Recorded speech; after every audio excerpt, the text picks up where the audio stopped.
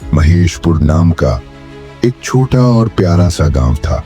गांव हरा भरा था, लोग सादगी से रहते थे मगर ज्यादातर गरीब थे। इसी गांव में रहता था एक मजदूर बहादुर। बहादुर ईमानदार था, मेहनती था, लेकिन गरीबी ने उसकी कमर तोड़ रखी थी। वो दिन रात मेहनत करता, तब जाकर घर का चूल्हा जलता। बहादुर का एक बेटा था चिंटू। भोला था, सीधा था और पढ़ाई में अच्छा भी था, लेकिन हालात ऐसे थे कि ठीक से पढ़ नहीं पाता। एक दिन गांव में एक आदमी आया और बोला, बहादुर शहर चलो, वहां तुम्हें नौकरी दिला दूंगा। मेहनत करोगे तो किस्मत बदल जाएगी।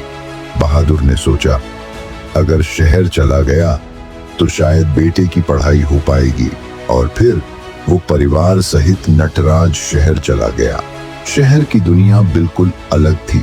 चिंटू ने पहली बार देखा बड़े बड़े स्कूल, कारों में आते बच्चे, महंगे कपड़े और सब आराम से पढ़ते हुए। उसके दिल में टीस उठी, काश मैं भी इनकी तरह पढ़ पाता, गाड़ी में घूम पाता। कुछ ही दिन बाद स्कूल में मैडम ने कहा, चिंटू तुम्हारे बाल बहुत बड़े हो गए हैं, कल तक इन्हें कटवा लेना। घर आकर चिंटू ने पिता से कहा, बाबा मेरे बाल कटवाने हैं।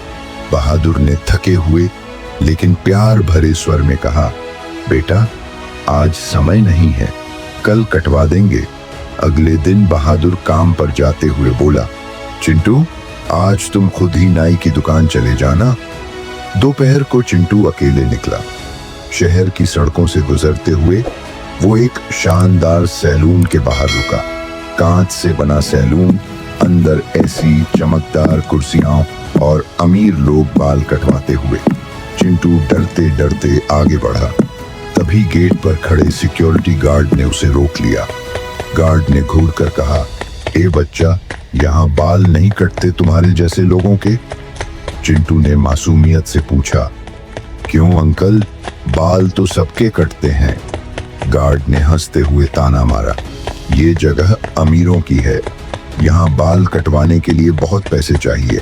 तेरे पास हैं? नहीं ना, जा निकल यहाँ से। इतना कहकर उसने चिंटू को धक्का देकर बाहर भगा दिया। चिंटू रोते रोते घर लौटा। बहादुर ने देखा और घबराकर पूछा, क्या हुआ बेटा? चिंटू फूट फूट कर रोने लगा और सारी बात बता दी।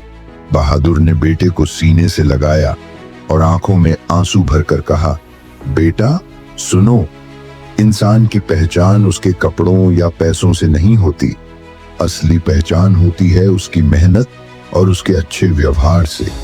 आज तुम्हें भगा दिया गया है, पर एक दिन आएगा जब यही दुनिया तुम्हें सम्मान देगी। उस दिन से चिंटू ने ठान लिया, मुझे अपनी किस्मत बदलनी है।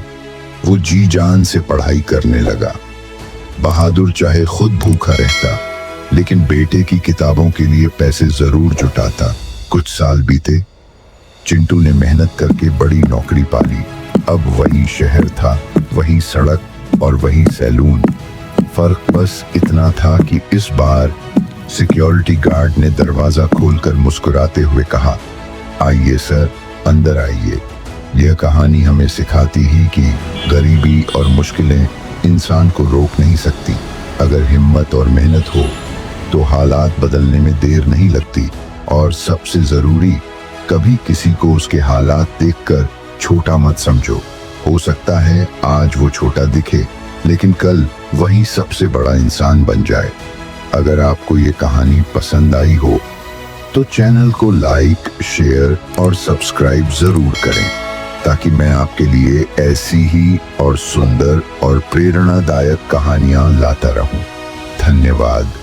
मैं मिलता हूं आपसे अगली कहानी में।